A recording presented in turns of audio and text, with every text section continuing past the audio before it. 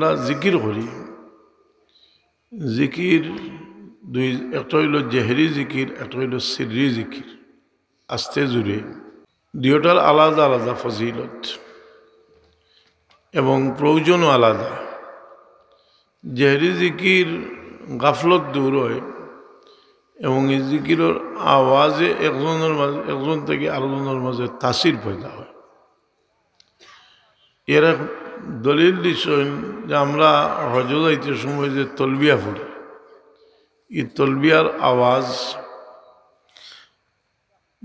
যত গাছ বৃক্ষ শুনে সেও জিকির করে, এটার শোনাশুনি আর একটা করে। এইভাবে দুনিয়ার এক প্রান্ত থেকে আরেক প্রান্ত পর্যন্ত এই জিকির জারি যায়। আজানের আওয়াজ যত দূর যায় শয়তান বাগিয়ে যায়। এর লাগে কোনোখানো শয়তানোর অনেক সময় আমার ওয়ালিদ মহতরমে কোনোখানো মানুষের শয়তানে সেতায় আজানও দেবইটা, কারণ যে সরাসরি হদিস শরীফ আছে আজানের আওয়াজ, জিকিরের আওয়াজ, এর একটা তাসির আছে। এই জিকির মানুষের দিলের লগের সম্পর্ক আল্লাহ জিকির, যেটা এই জিকিরের মর্তবা বেশি, কিন্তু যেটার দিলের লগের সম্পর্ক নাই এটাও বেফায়দা না। আমরা ইস্তিগফার শরীফ পড়ি, ইস্তিগফার শরীফের প্রাণ হইল আর নাদামাতু তৌবাতু, শর্মিন্দা ওয়ার নাম তৌবা। কিন্তু যখন মানুষে ইস্তিগফার শরীফ পড়ে গুনার উপরে শর্মিন্দা হইতে পারছে না, এর বাদেও পড়লে এই ফয়েজ তার হাসিল। এখানে বলে একটা হুকুমে মানের নির্দেশ হইল আমরা ইস্তিগফার করতাম। এই ইস্তিগফার শরীফেরও একটা মর্তবা আছে, কিন্তু যে ইস্তিগফার শরীফের লগে দিলর শর্মিন্দগি আছে, এই ইস্তিগফার শরীফের মর্তবা বেশি। দিলর লগে সম্পর্ক, যেমন আমরা দোয়া করি, দিল হাজির নাই দোয়া করতাম কি না? দিল হাজির না হইলেও দোয়া করতাম, কারণ দোয়া করা হইল দোয়া সম্পর্কে রসুলে বাকলাম ফরমাইছেন, দোয়া হইল দোয়াও ওয়াল এবাদা, দোয়া হইল এবাদত, আর দোয়াও মুখুল এবাদা, দোয়া এবাদতর মগজ। দোয়া সালাহুল মুমিন, মুমিনের আতিয়ার। দোয়া না করলে আল্লাহ নারাজ হয়। কিন্তু দোয়ার মকবুলিয়তের আলামত হইল দোয়ার দিলের লগের সম্পর্ক অন্তর থেকে হইতো। ইন্নাল্লাহ লা ইস্তাজিবু দুআ আন কওলিল্লাহ।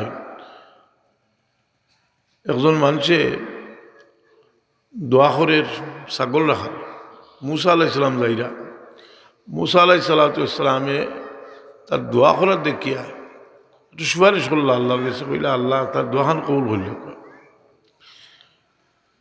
মুসা আলাইহিস সালামের তো বৈশিষ্ট্য হইল যে মুসা আলাইহিস সালাম কলিমুল্লাহ, আল্লাহ লগে কথা হইত।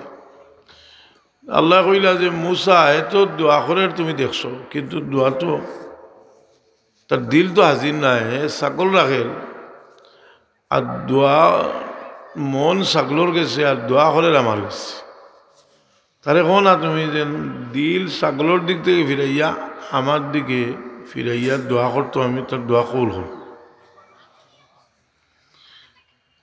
এই দিল মানুষের আল্লাহর দিকে রুজু হইবার লাগি জিকিরের জেহরিরও একটা বড় প্রভাব আছে।